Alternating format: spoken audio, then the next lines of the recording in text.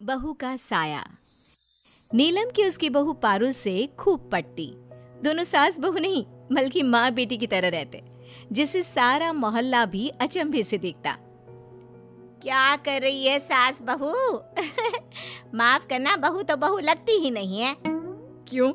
बहू कैसी लगती है? क्या उसके सर पर सींग होती हैं? नहीं नहीं, आंटी के सर पर तो नहीं है, मतलब बहू के सर पर सींग नहीं होती क्योंकि वो भी तो बहू है। अरे बहू के सर पर पल्ला होता है, आंखें नीची होती है और वो सिर्फ किचन में रहती है। लेकिन तुम्हारे यहाँ ना सास दिखती है किचन में, ना ही बहू। पता नहीं खाना खाते भी हो या नहीं। देख कमला, खाना तो हम खूब खाते हैं और हर दिन कुछ अलग और नया खाते हैं, लेकिन जो बनाते हैं ना साथ मिलकर बनाते हैं।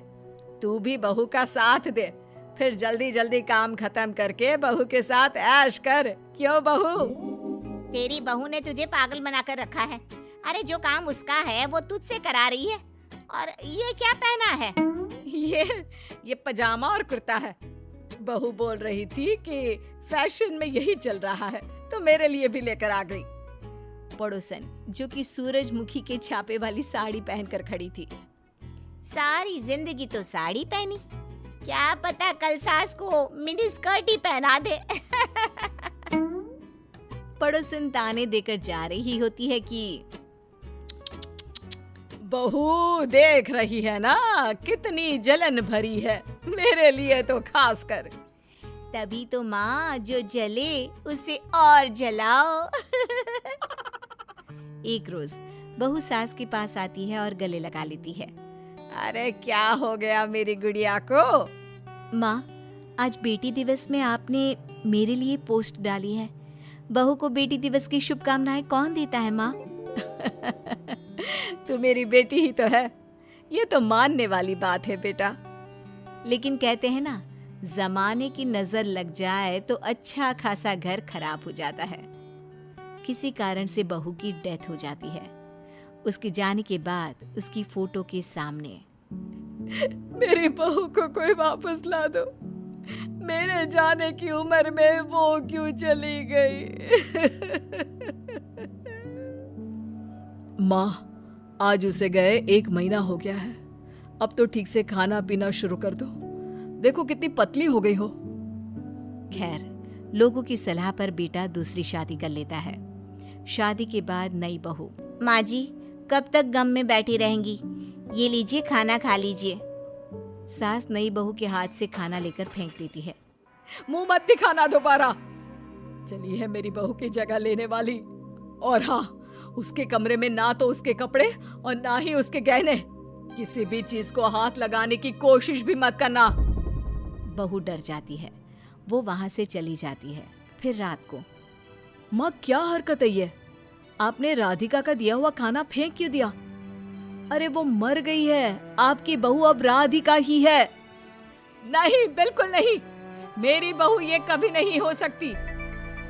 वही राधिका सास को मनाने की बहुत कोशिश करती, लेकिन सास को तो बहू के जाने का शौक लगा हुआ होता है। माँ को खाने में खीर पसंद है, आज मैं खीर बना देती हूँ। राधिका खीर बनाने लगती है, जिसकी महक से सास खुश हो जाती है। ये महक, ये तो मेरे बहू के हाथ के खीर की है। मैं जानती थी कि वो जरूर यहाँ आएगी। सास किचन में जाती है और देखती है कि राधिका खीर बना रही होती है। वो मेरी बहू पारुल कहाँ है? मुझे क्यों नहीं दिखाई दे रही? माँ जी, मैं हूँ यहाँ पर, मैं बना रही हूँ खीर। पारुल तो अब नहीं रही ना। तो तू क्यों मेरे और मेरी बहू के किचन में घुसी? हाँ, हट यहाँ से, मैं बनाती हूँ खाना। सास राधिका को किचन से निकाल देती है और खुद काम करने लग जाती है। तभी वहाँ पड़ोसन आ जाती है। अरे नीलम, क्यों परेशान रहती है? माना तेरी बहू हीरा थी, लेकिन जो आई है उसे भी तो समझ। वो भी तो कुछ सपने लेकर आई होगी ना। किसे समझूं? नहीं, वो मेरी बहू नहीं है। मेरी बहू का साया तो यही है। राधिका पड़ोसन को पानी ला कर देती है। राधिका बहू, नीलम और पारुल मोहल्ले में मिसाल हुआ करते थे। मैं भी कई बार यहाँ से लड़कर जाती। बहुत जलन होती थी मुझे इन सास बहू को देखकर। पता नहीं किसकी काली नजर ने घर खराब कर दिया।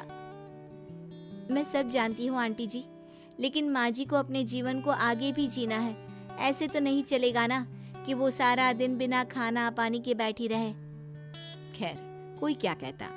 लोग घर आते, सास को समझाने की कोशिश करते और ऐसे ही एक दिन ननद आती है। देखिए भाभी, गलती तो आपकी ही है जो माँ ठीक नहीं हो पा रही। पारुल भाभी थी तब तो माँ मुझे भी याद नहीं करती थी, लेकिन आप है कि माँ के दिल से पारुल भाभी को निकाल ही नहीं पा रही है। अगर ऐसा है तो भैया ने तो शादी करके गलती ही करती है। राधिका को ननद की बात पर बहुत गुस्सा आता है, लेकिन वो करती भी क्या, शाम को पति से कहती है, मैंने हर काम करके देख लिया लेकिन तुम्हारी माँ को पुरानी बहू की याद ही हमेशा सताती रहती है। मुझे लगता है मुझे अब इस घर से चले जाना चाहिए। देखो, हिम्मत मत हारो, मैं कोई उपाय करता हूँ जिससे माँ अब तुम्हें बहू मानने लगे।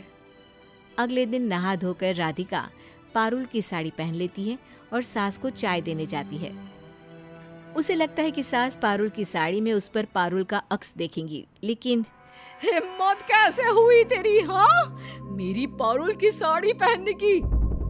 सास सारी गर्मा गर्म चाय राधिका पर गिरा देती है, जिससे वो जल जाती है। माँ जी, आज तो मैं नहीं जाऊंगी, चाहे जो भी हो जाए। आपको मुझे बहू के रूप में अपनाना ही होगा, या फिर सास राधिका को बहुत भला बुरा बोलकर कमरे से धक्के मारकर निकाल देती है। बड़ी आई मेरे पारुल की जगह लेने वाली। सास सो जाती है, लेकिन तभी उनके सपने में पारुल आती है। मेरी बच्ची, मेरी पारुल, कहाँ चली गई तू? माँ, मैं कहीं नहीं गई, बस राधिका बनकर आपका ख्याल रखना चाहती हूँ। माँ, वो मेरी जगह ले, यही मैं चाहती हूँ। तू ये चाहती है कि तेरे पति के साथ वो रहे? तू चाहती है कि मैं उसे बहू मान लूं? नहीं बेटा, नहीं, मुझसे ये नहीं होगा। माँ, जब मैंने कह दिया तो कह दिया, क्या आप मुझे खुश देखना नहीं चाहती हैं? सास पारुल को देख रही होती है कि वो गायब हो जाती है। ये मेरी बहू नहीं, उसका साया था। वो मुझे समझाने आया था। अब से मैं वही करूंगी जिससे वो खुश रहे। पानी, पानी, पानी, प्यास लगी है। तभी राधिका सामने पानी का ग्लास लेकर आ जाती है। उसका हाथ जला होता है। ये मैंने मैं बहुत गंदी हूँ, मुझे माफ कर दो। पारुल भी चाहती है कि मैं तुम्हें बहू मानूं।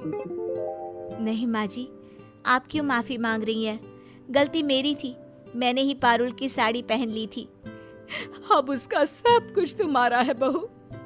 पारुल जैसी नहीं, तू जैसी है वैसी ही मंजूर है मुझे।